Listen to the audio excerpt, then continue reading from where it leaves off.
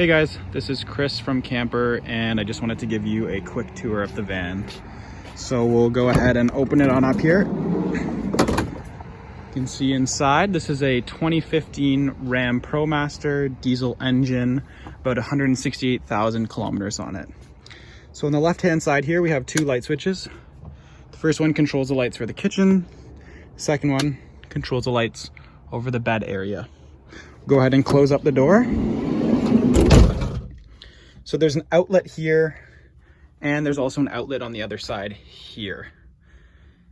There are two seats in the van, and there's also a lockable slide out table here.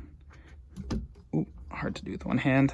And the table slides out, adds extra counter space. It's a really great place to put the portable stove, and it's also a great place to sit and put your plates while you're having a meal. Below this is a sort of hidden door that you push to open, and it reveals the back of the van, which we'll get to later, and it gives you access to the hot water tank. So you can control the temperature and turn it on and off. That closes up. Okay, getting to the kitchen here. Above the kitchen, we have these nice overhead cabinets with pneumatic opening hinges, and also these self-closing hinges that keep the cabinets closed when you're driving. There's two of these. They both have the pneumatic hinges. And above the bed also has the cabinets with the pneumatic lifts. Here it is, and the self-closing hinges.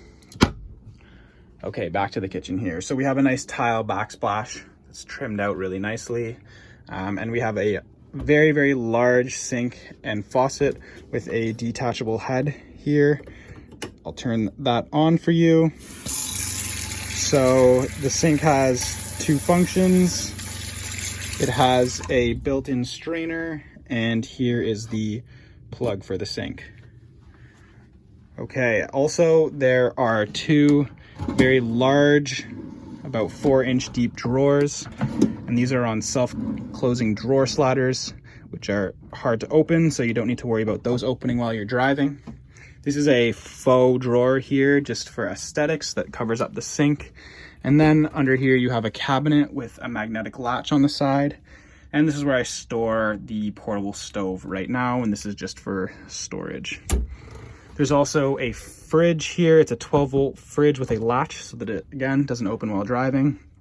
Plenty of space in this fridge. It can hold quite a few days worth of food. And there's also a small freezer compartment in the top here. And you can just close it and it locks just like that.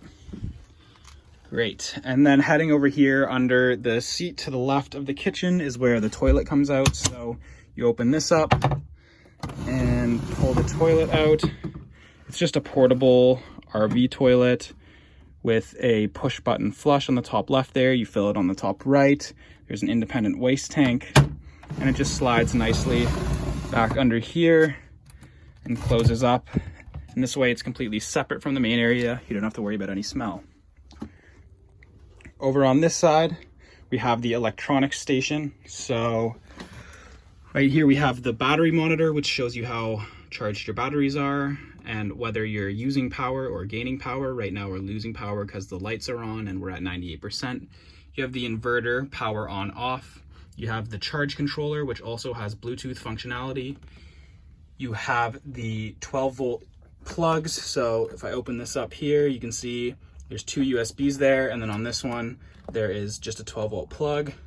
And right here is for the Webasto heater, which, and this is the thermostat and controller. The heat comes out of here for the heater. When you open up this here, you get the battery station. It looks like a bit of a mess here, but it's not too difficult to understand. You have the battery disconnect switch here, so you can control whether the batteries are on and off. You have your fuses for 120 volt and 12 volt DC voltage, and then you also have all of your individual electronics on their own fuses there as well. And right here is the Bluetooth module for the controller that I was talking about earlier. The electronics are super easy to access, super easy to remove if you need to, and just in case you need to do any servicing. The bed is a full-sized double bed. It's about 54 inches wide and just over 6'1" long. On the ceiling, we have a fantastic roof fan, which can blow both out and in, and speed control as well. So you can go 1, 2, or 3, and this is just a fuse. And then this part here opens up the top part and brings it back down. At the back, there are 2 blackout curtains to prevent light from getting in, and there are 2 windows back there if you would like access to outside. That's pretty much it for this main area here, so we'll move on to the front of the van. Here we have 2 more blackout curtains, which provide you with complete privacy when they're fully shut, so that, 1, no light gets in, and also nobody can see into the van. These open up, revealing the front and the bulkhead storage up top, so you can store things like board games, etc. up here. Up here you just have general storage for things like sunglasses and whatnot. Here is the front of the van. It was just recently fully detailed.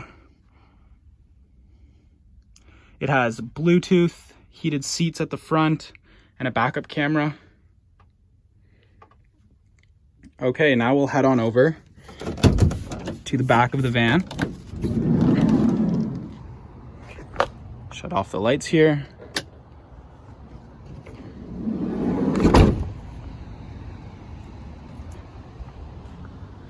So moving to the back of the van here, we open it up and we can see that these blackout curtains are here.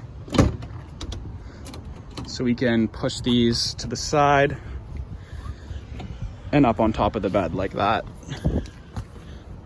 This reveals what we call the garage. So we have a 50-foot long hose here for the fresh water, which actually connects right over here.